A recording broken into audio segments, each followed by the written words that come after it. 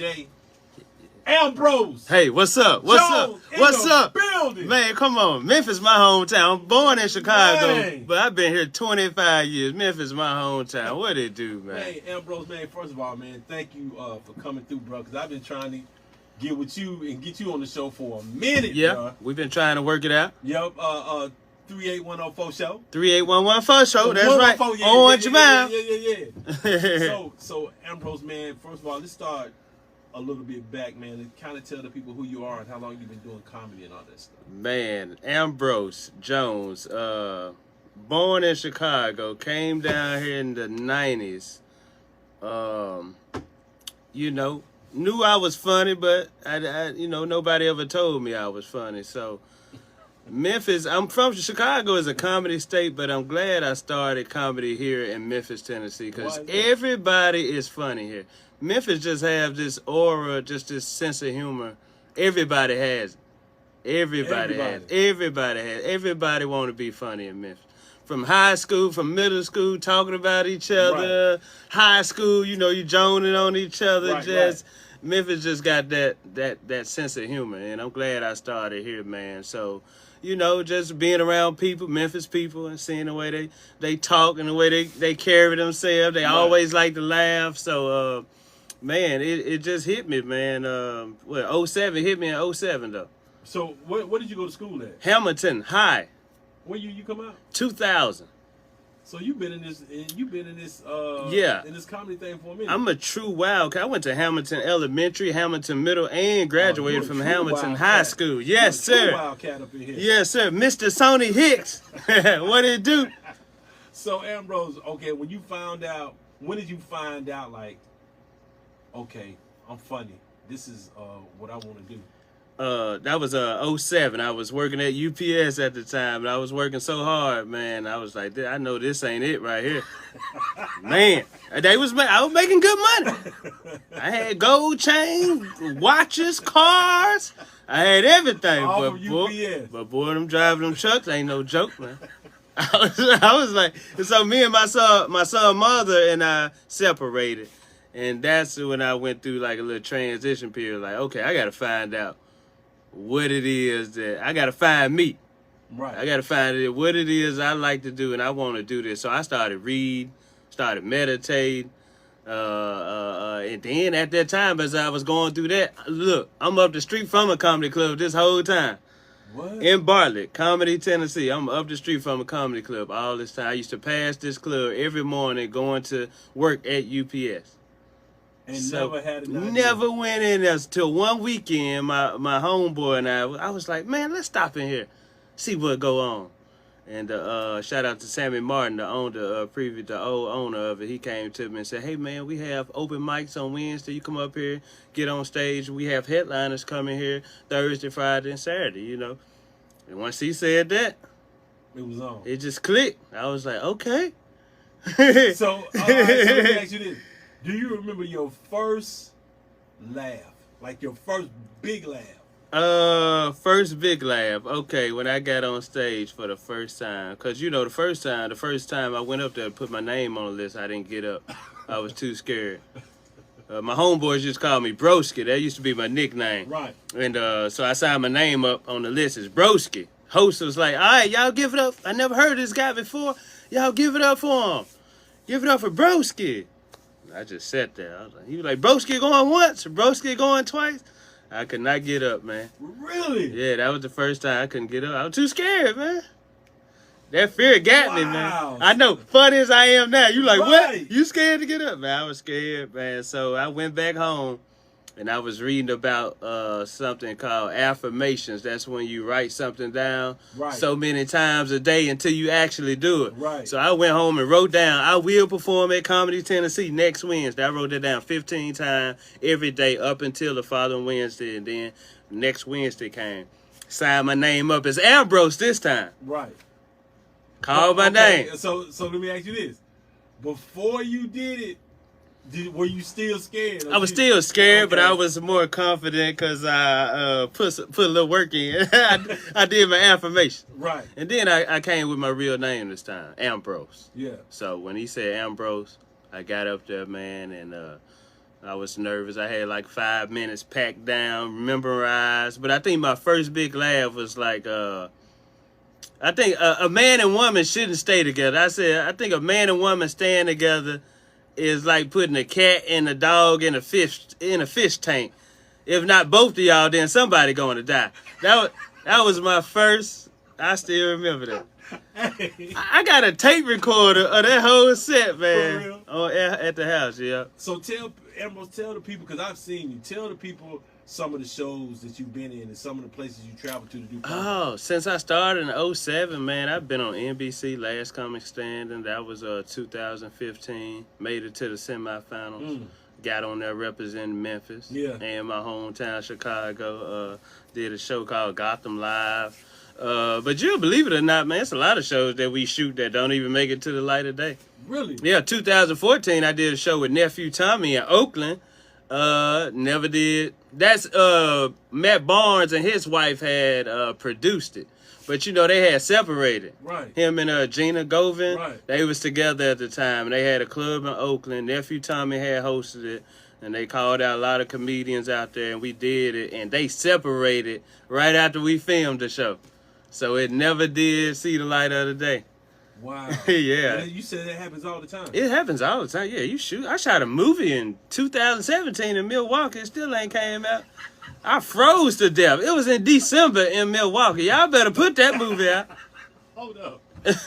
in 2017? Yeah, that was a movie out there in December. I met a guy offline. He flew me out to Milwaukee. Good people in Milwaukee, man. They treated me good, paid me good. It was just cold, boy. We had some outside scenes.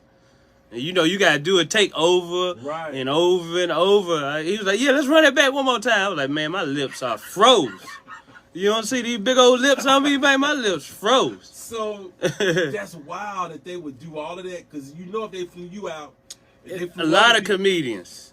And movies get shot every day that never make it to the masses, man. I just ran into the producer a couple of months ago. He said, we saw he made a trailer for it. He said we're gonna try to shoot it to Hulu or Tubi, but that was, still ain't heard nothing yet. But you shoot a lot of stuff, man. Don't make it.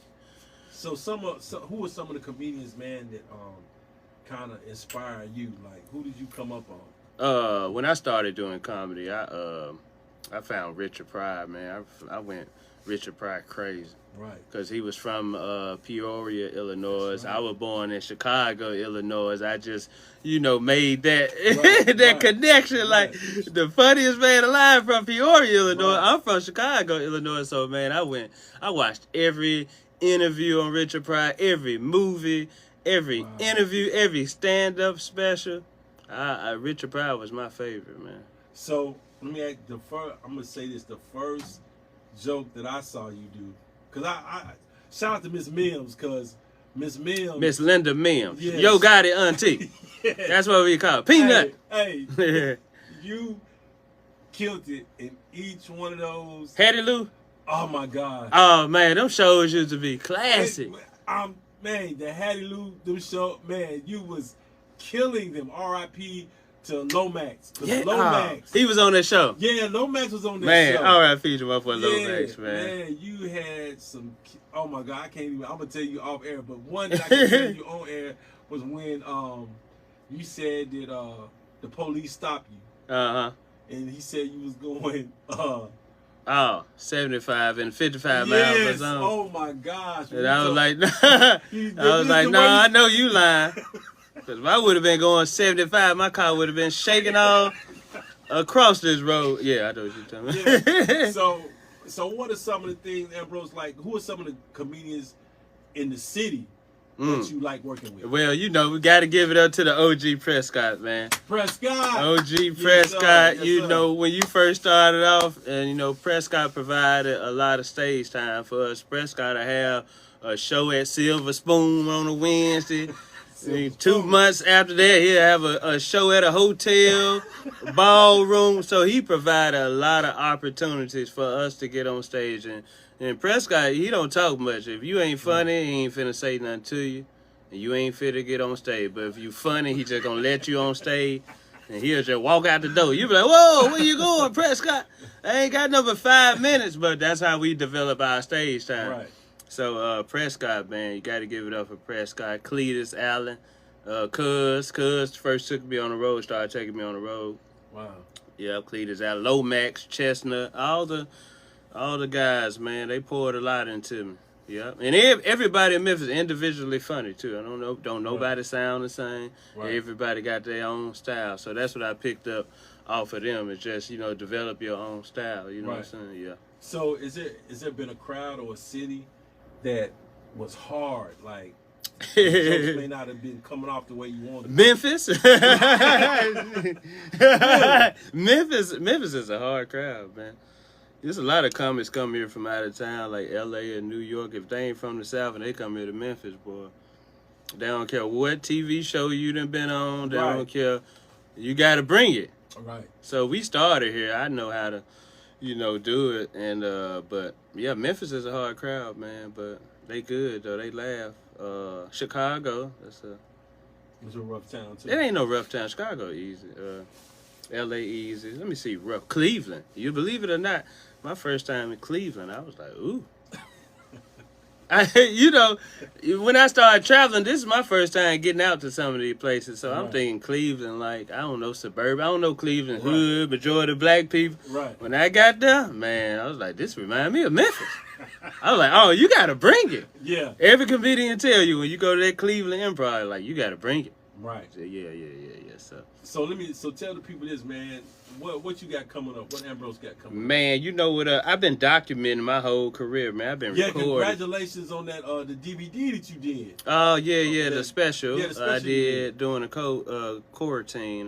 But now what I've been doing, I've been recording all my shows. I've been putting everything on YouTube. I've been chopping up my clips, editing them, and just dropping it on YouTube. And I just watch my page grow.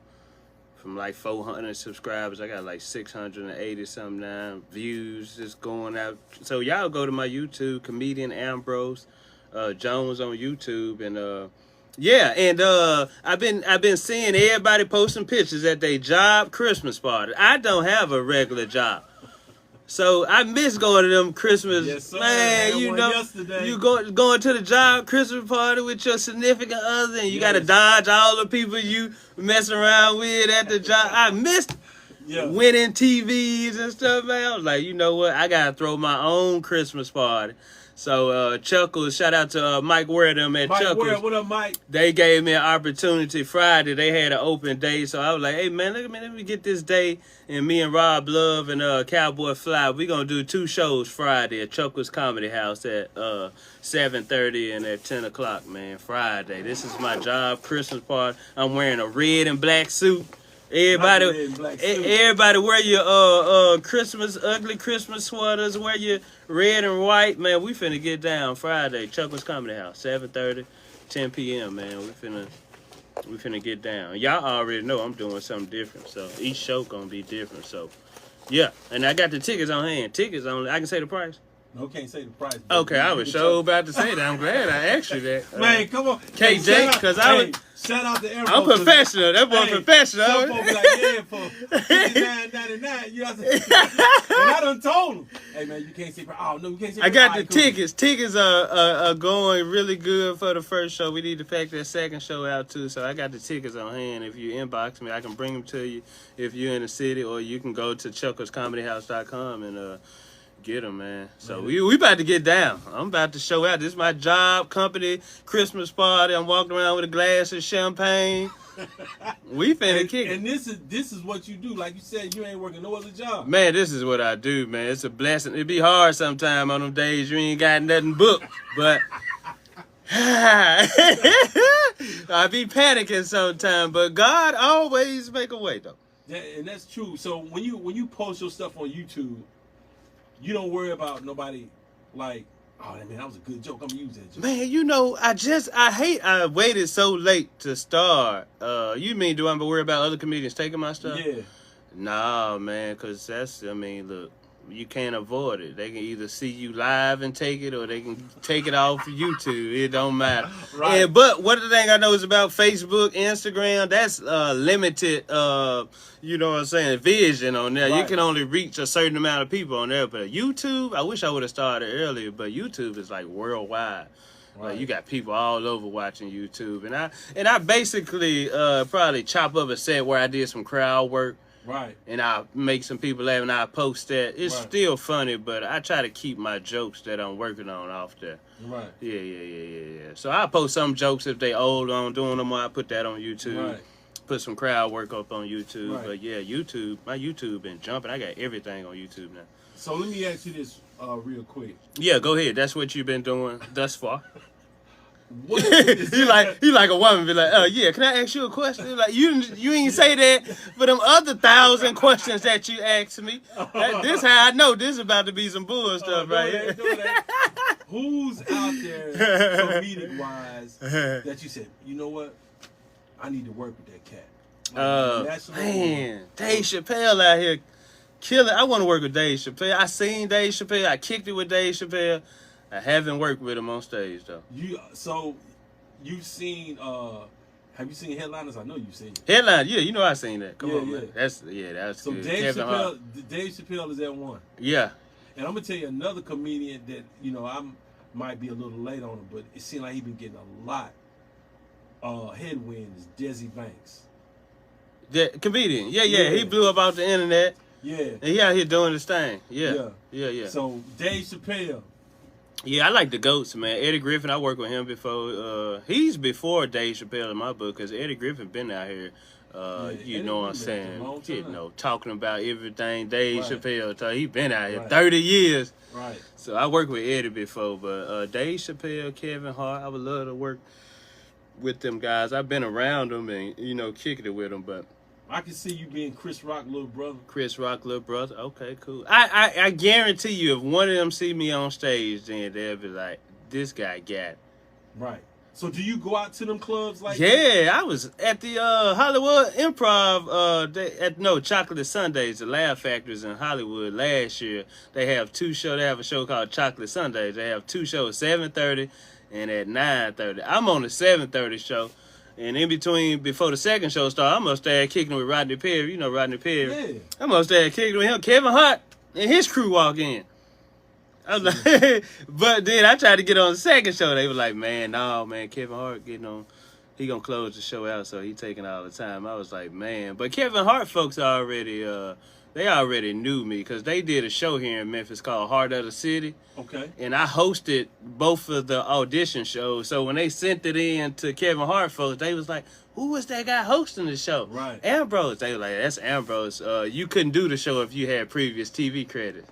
So I had already had TV credits, so I couldn't do that show. So they Kevin Hart folks know who I am already. So you would think you would want people with previous TV credits. This show that they had going on, they was just giving up and coming talent with no previous TV credits a chance. So I understood that. But Kevin Hart folks, they kept in contact. One of his managers hit me up in like 2019 to go to New Faces in Canada. They have a show in Canada every year, what they call it, Just for Laugh comedy special, where everybody you go get your managers and agents. Man, that was a downfall in my career. That was a blow to my heart. I couldn't go, brother. Oh, I thought they offered me to go, paid everything to go to Just for Laughs, and I couldn't go. Guess why? Why? Child support. Oh! That's why I'm so vocal about child support. Didn't have my passport. Man, if y'all don't come to this show Friday. So when you hear me talk about child support a lot, that's why I'm so vocal about child support and stuff like that, because that was a blow. You know, but you have a lot of those, and comedy really humble you, man. You go through a lot of those instances where it be like, man, and you just got to keep pushing. Man, tell the people, man, how they can reach you and all that good stuff.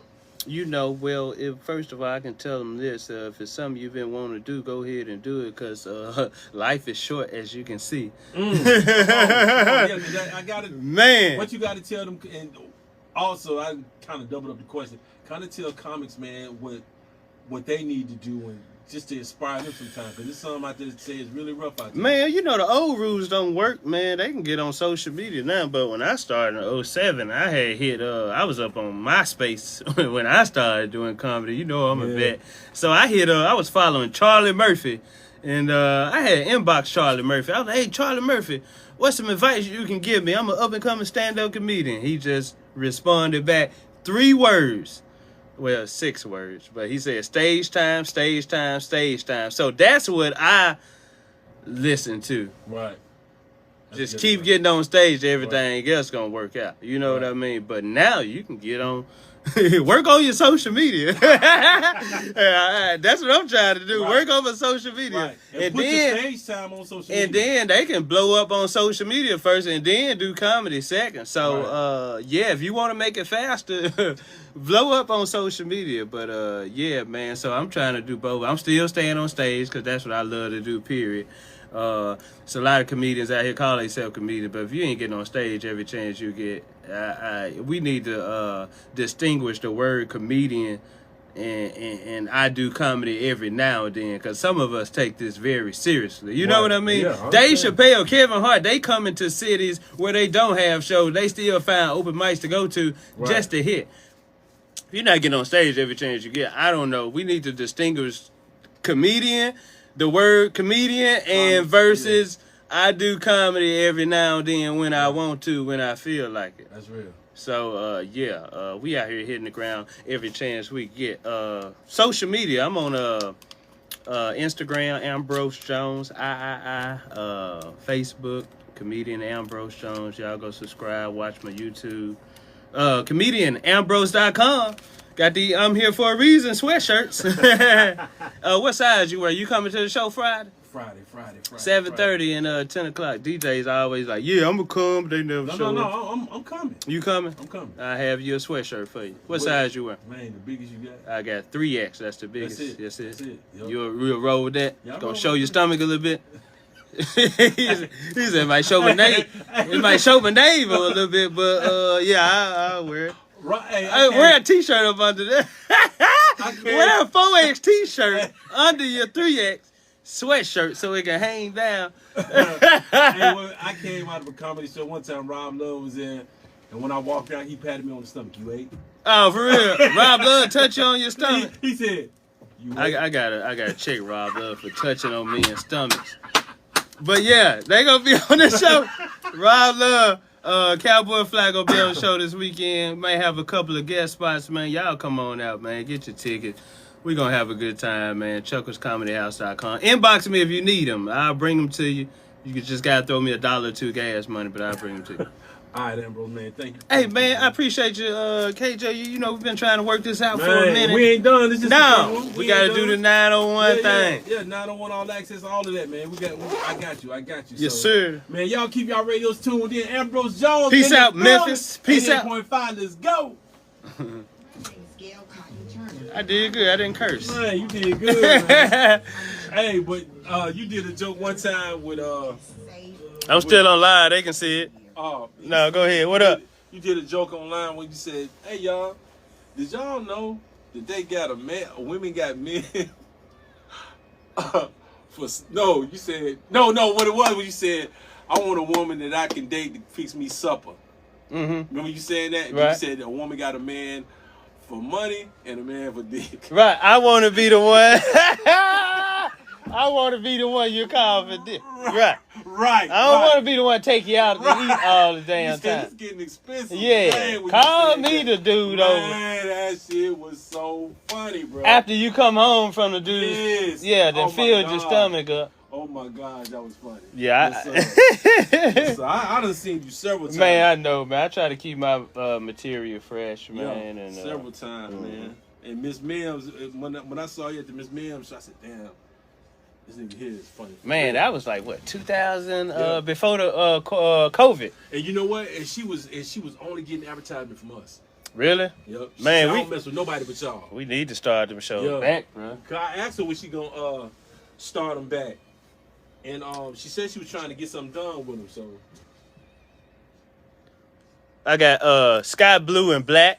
Hit me up, inbox. I'm finna get out this live real